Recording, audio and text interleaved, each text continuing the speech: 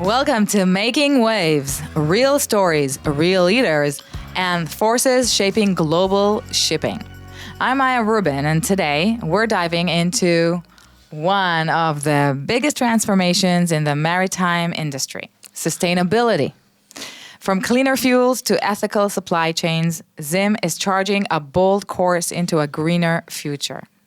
First up is Shlomo Moskowitz, the man behind ZIM's shift to alternative fuels and cleaner bunker strategies. From LNG milestones to regulatory readiness, he's helping steer ZIM toward a lower emissions future. And hi, Shlomo. Hi, Maya. Nice to meet you. Thank you, you too. And Shay Levy manages the sustainability department with emphasis on the day-to-day ESG, environmental, social, and governance activities. Hi, Shay. Hi. Let's get started. Let's get. The basics. What exactly is marine bunker and bunker fuel, and why is it so critical? We'll start with Shlomo. Okay, thank you. Actually, bunker is referred to underground storage of coal used to store in Europe for heating. Okay. And somehow it came to the marine industry, and this term refers today to all grades of fuel and type of fuel used by vessel, either for the propulsion as well as for generating the power for the system, for the vessel system, as well as for the river containers. So under this grade, of course, we can find the existing fuel today, which is mainly the low sulfur fuel oil with a maximum sulfur content of 0.5%, which is in use since the implementation of IMO 2020 sulfur cap regulation. On top of this, we can also still find the high sulfur fuel oil, which is a residual fuel, which is a high viscosity fuel, used by the vessel which are equipped with exhaust gas cleaning system known as a scrubber. On top of this, we can find a main grade known as a gas oil, MGO, with a maximum sulfur content of 0.1%. This grade used in the emission control area, in the special zone of the emission control area, known as the ECA, which is around the United States and Canada coastlines, 200 nautical miles from the shore, in the North Sea, in the Baltic Sea, Chinese waters, as well as the Black Sea and the Mediterranean Sea as of May 2025. On top of these grades, of course, you can find today the new fuel, the green fuel, the sustainable fuel, LNG, methanol, bio-LNG, biofuel, hydrogen, as well as ammonia. And LNG, did you say what it is? You want to? Yeah, LNG, of course, it's one of the main grades used by our company, as well as by the industry, one of the future fuel. The LNG, actually, it's a liquefied natural gas, which originally comes as a gas, and liquefied by cooled down to minus 159 degrees Celsius, and put it into the liquid condition. In this case, we can handle this, storage this, and of course, consume this LNG, this as a bunker. So my next question, I think you kind of answered it, but let's make sure that, because it is important. So you led ZIM's pivot to LNG. So why was that the right move? Thank you for this. Indeed, a very challenging process, still ongoing. Since the implementation of IMO 2020, following the implementation, the International Maritime Organization, IMO, set even more ambitious target, zero net carbon emission by 2050. 2050. Yeah. So by this, ignited a large discussion in the marine industry, how we must move, about the strategy and the way we must move in order to comply with this regulation. Okay. Maya, you must probably recall the famous line from the Western movie, The Good, the Bad and the Ugly, starring Clint Eastwood. If you want to shoot, don't talk. When you have to shoot, shoot, don't talk. And this is exactly, Maya, what our company have decided to do. Moving forward, start acting to reduce the emissions at a very, very early stage stepped into the LNG. So what are the benefits of LNG compared to other alternate fuels? First of all, we now running 28 LNG propelled vessels after hundreds of swift and successful supply operations. Hundreds of thousands of metric tons already consumed by our vessels. So we are firm with our position that the LNG is the best available fuel this time for the in the short term, is the best optional fuel when you come into the reduction of the emissions. Whilst, of course, we are searching for the better fuel in the future. Right. But as you ask, what is the benefit of the LNG? After such a good experience, we have a large experience. We, of course, first of all, the availability. It's better. It's better availability, wide range availability, comparing to other green fuel, comparing to methanol, to biofuel, bio-LNG, etc. Okay. But the LNG is really shining when we are talking about emission reduction. 20 to 25% reduction of carbon comparing to VLSFO. Wow, that's crucial. Eliminate any emission of sulfur. There is no sulfur emissions. Nitrogen emission, eliminate by 95% comparing to VLSFO. No sludge issue, like we have with the VLSFO, which is a big headache. But on top of this, excellent in energy efficiency and excellent calorific value. 20% better than the VLSFO, and listen carefully, 135% better than the methanol, which considered by other companies as alternative to LNG. Right. Meaning, just to understand it, a vessel that's running, for example, from China to United States and back, 50,000 TEUs container vessel, we need 5,000 metric ton of VLSFO. This vessel, under same condition, we need only 4,100 metric ton of LNG. Wow, that's a big difference. Without saying that same vessel, if somebody will decide to run it all methanol, we need more than 10,000 metric ton of methanol. So good luck to this guy who will choose methanol as a fuel for the large scale. Yes, indeed. How is climate change already changing the way ZIM operates? Wow, this is a great one. You know, before I came in, I look at my smartphone and I can see in real time our position of the vessels, as well as the storms and the whatever and the weather. And as we speak, storm in the middle of the Indian Ocean. We see how our vessels navigate as north as to the Bay of Bengal, as well as taking the course western to Mozambique. And this, of course, meaning extra consumption of a bunker. Later on, vessel speeding up to recover the schedule, meaning additional extra bunker. So extra bunkers, extra emissions, extra cost. But the weather also not only affecting the routes of the vessel, affecting all the chain of supply of the marine bunker. Of course.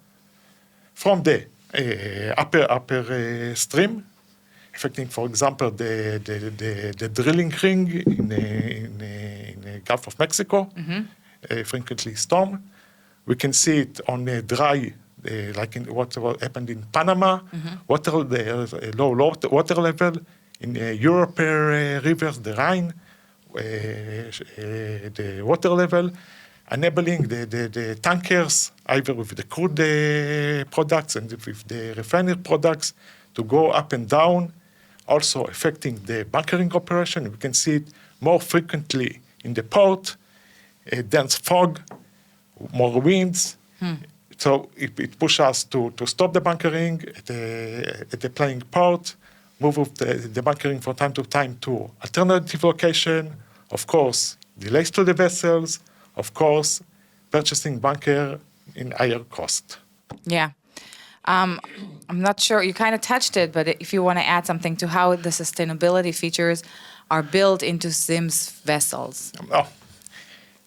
I can, first of all, our new vessel, state-of-the-art vessel. Of course, we are running the youngest fleet among the industry. Enjoy bright and shine vessels, extremely efficiency, almost without fuel, but running without fuel. But on top of this, our new vessels, part of our LNG vessel, especially our 50,000 TEUs vessel, are equipped with high-pressure engines. Comparing to, for example, other companies with same vessel built at the same shipyard decided to equip the vessel with low-pressure engine. The high-pressure engine, indeed, the cost is higher, the maintenance cost is higher, but provide more power, the output, excellent output comparing to the low sulfur fuel oil engines, as well as no methane slip, which is an issue with when you are using an LNG vessel. No methane slip, or almost eliminated the methane slip in the high pressure engine. But of course, we are dealing with a large fleet of old ladies, which need a lot of projects, a lot of innovations in order to reduce the cost. Slow down the speed, the steaming, go to slows down speed mode, in which involve a few features like cutting the turbocharger, like we are going now, special paints like silicone paint. We are going to have like a periodical underwater cleaning of the hull, propeller polishing, as well as some project like latest project, which cut out the bulbous bow and make a new shape of the bow, assist us with additional consumption, as well as replacing the propeller with a new design just done by our engineers in China. And this vessel, which now finished the first voyage, we see extraordinary improvement of the performances. Wow.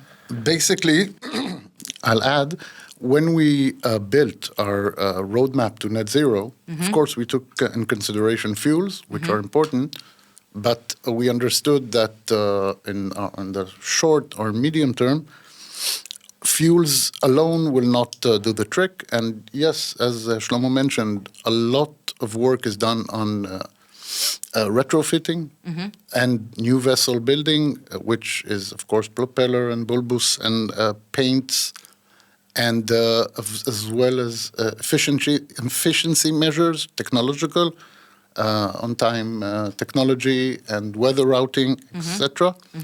So we have seen a very significant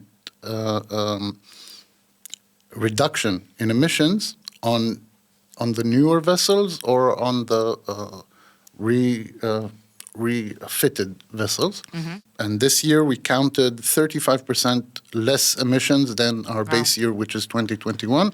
And that's basically as well LNG, but a lot because our vessels are new, efficient, and renewed, and that shows a lot of decreasement. That's incredible. Do international regulations help drive innovation or hold it back? You can both. For sure, for sure.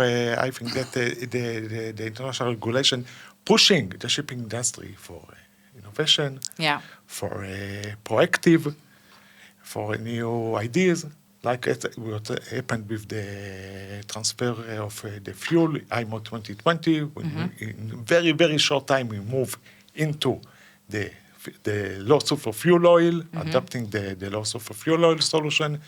We can see it today with, of course, the LNG. We can see it with the biofuels and the additional fuels like the biofuels and the bio-LNG, which, frankly speaking, we are already there. I think that in very, very short time, we will start lifting. I can share with you, and we're going to start with lifting and consuming this fuel. Of course, our new vessel, our biggest vessel, our engine vessels are ammonia ready, meaning that we are already can, in a long term, can adopt this vessel for the net zero carbon fuels.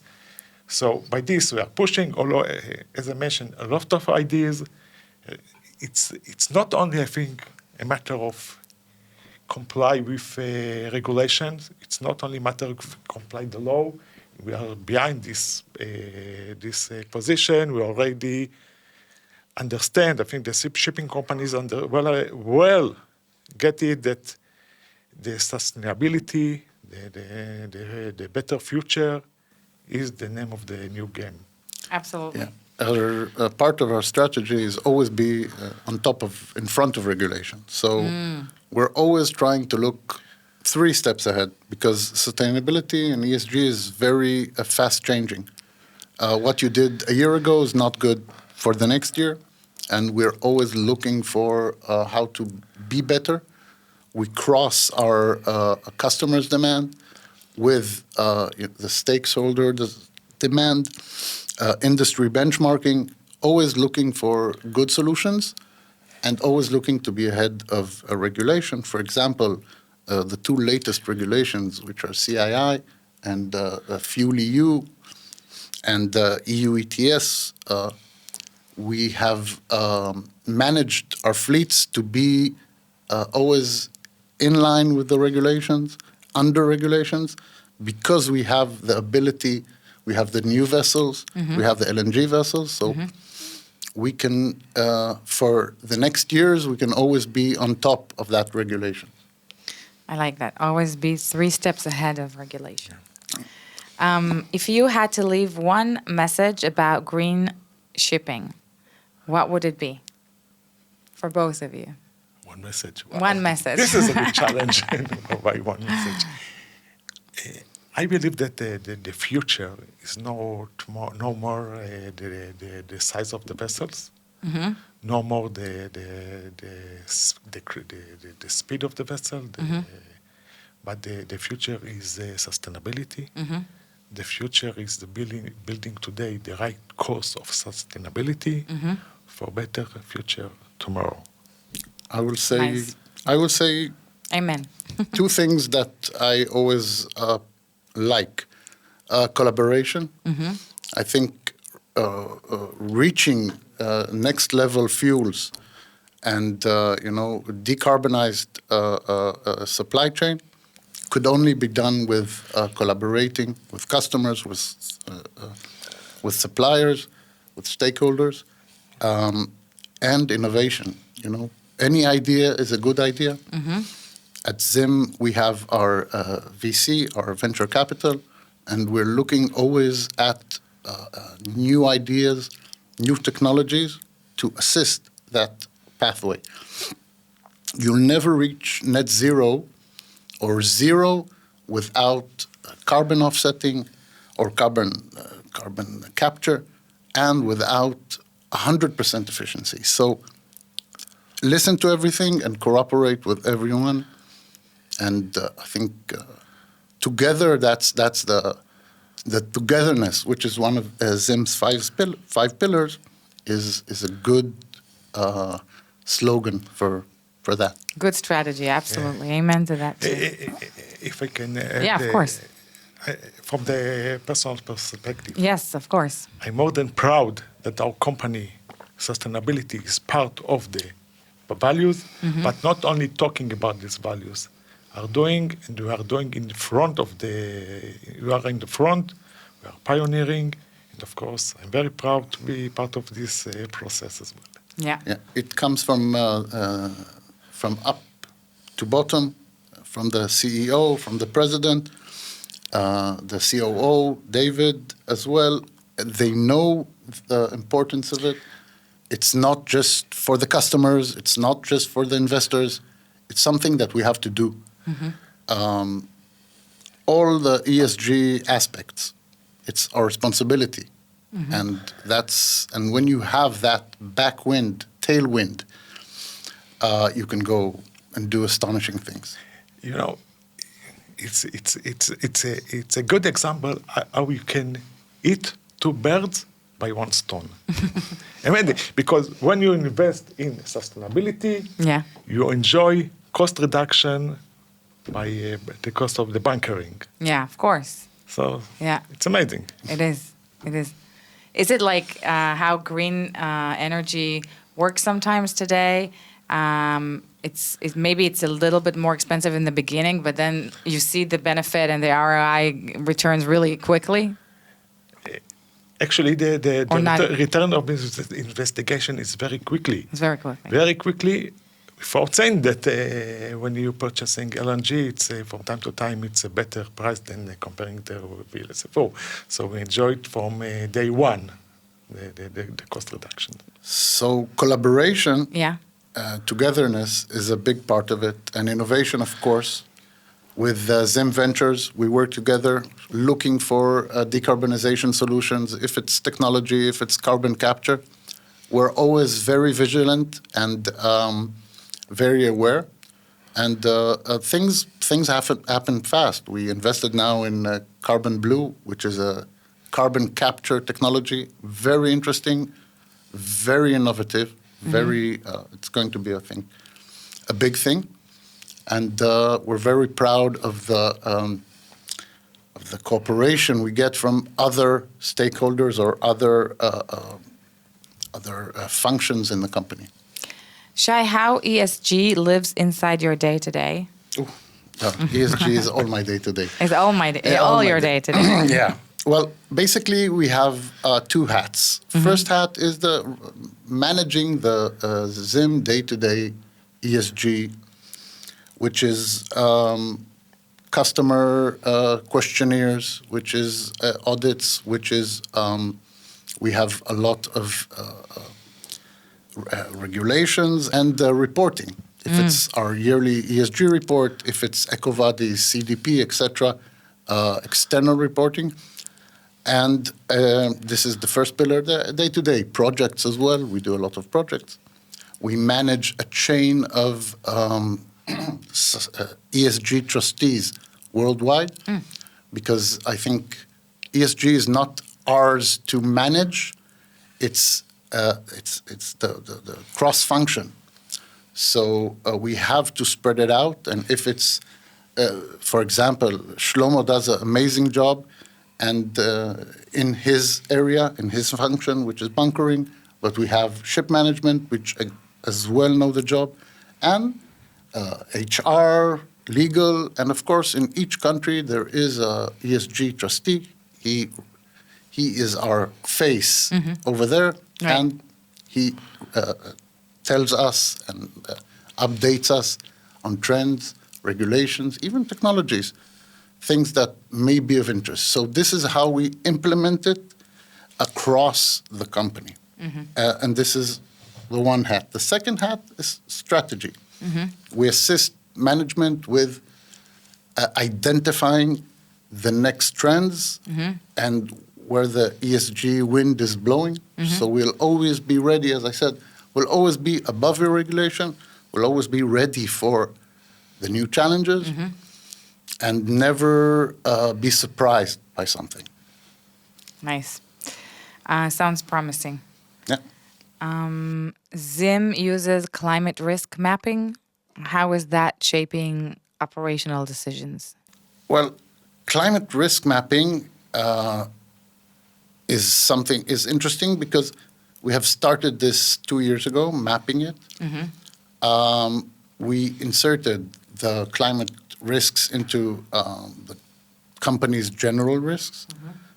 It was a nice process, important one, because when we started it, everybody said, "Nah, there's no real impact. There's no real climate change impact." And then we started talking to the captains and to the stake owners, and we said, "Well, are you sure? 20 years ago, was it the same sailing from across the Pacific?" And then, no, but there's more storms and it's more, you don't know when it'll come, and there's some icebergs coming, and then you found that it's everywhere. It's happening. If it's the Panama Canal that Shlomo talked about, and if it's weather weather changes or storms. And of course, I think the nice thing about it is that our can-do approach and agility assists us in making like fast changes, logistical, out-of-the-hat logistical improvements, and it's nice to see, but we don't count on out-of-the-hat. We look forward for 5 years, 15 years, 30 years, and I think we mapped it in a very good way, and we know what's coming. Hopefully, the worst won't come, and Well, anyways, you'll be ready, so it's we'll be fine. ready. Sure. Bring it on. ESG is more than E. How is Zim making social and governance impact? Well, there's a lot of things we do. Understanding the S and the G together.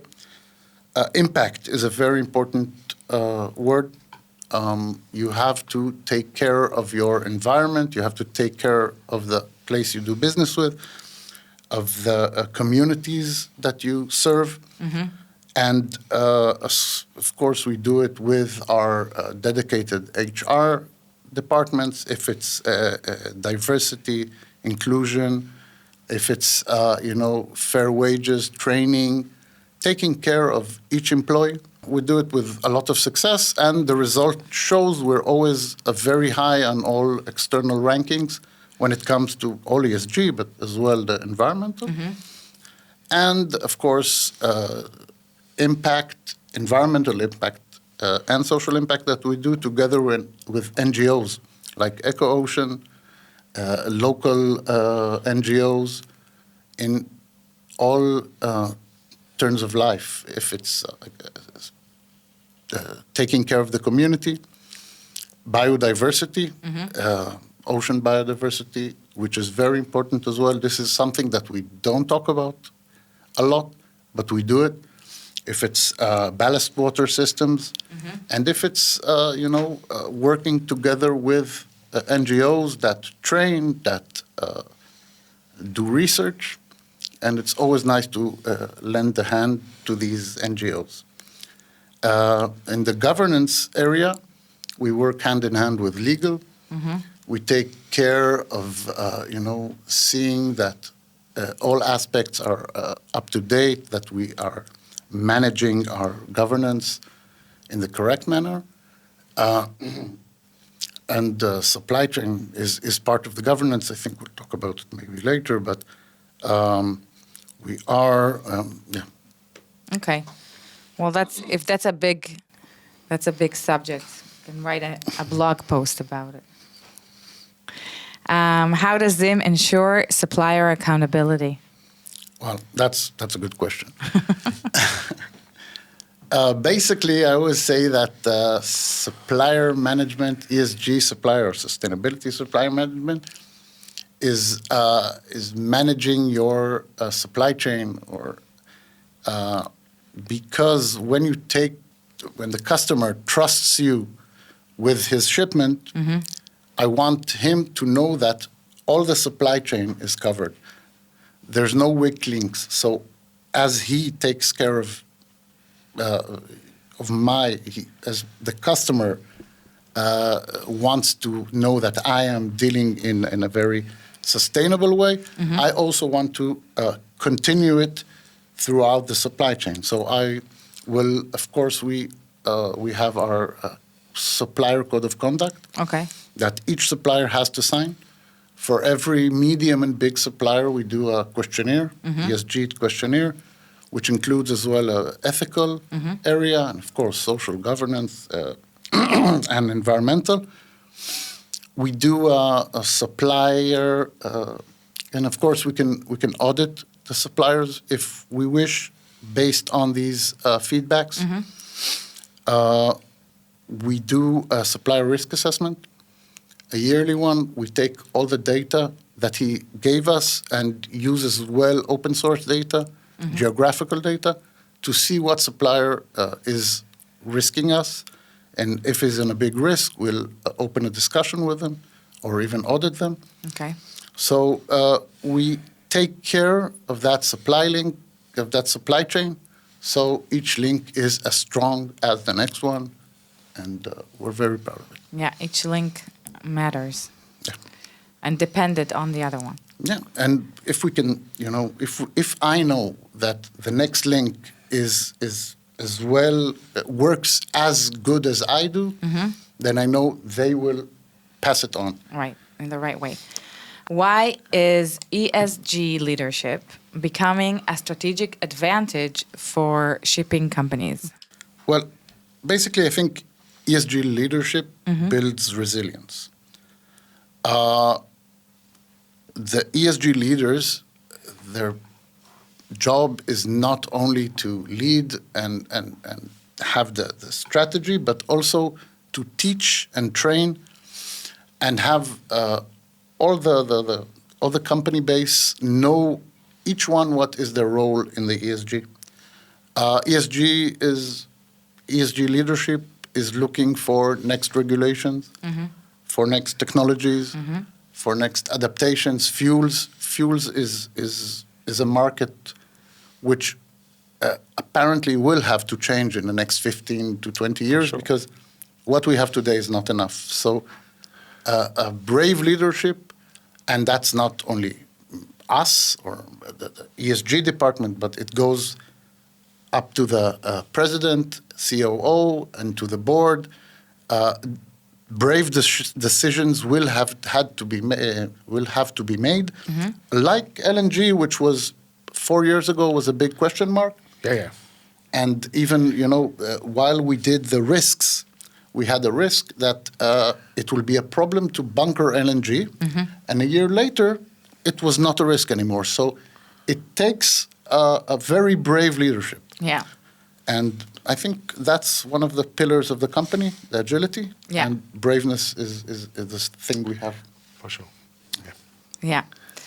How can we monitor ZIM's ESG and green activities? Where can we find it? Where can we read about it? Well, basically, it's open to everybody. We're, of course, at zim.com. We have a sustainability page. We're at X, formerly Twitter, Instagram, Facebook, LinkedIn. And you can see in zim.com, you can see our sustainability, our ESG report from 2018, and see our progress. Very nice site. You can go in and enjoy. And of course, follow us on all the platforms. Definitely. Sustainability. Shlomo, Shay, thank you for showing us what it really means to build a sustainable future at sea. From clean fuels to corporate ethics, you've shown that responsibility and innovation go hand in hand. You've been listening to Making Waves, real stories, real leaders, and the forces shaping global shipping. If you enjoyed this episode, follow, rate, and share the podcast. It helps us reach more listeners and keep these stories coming. See you next time. Bye. All right.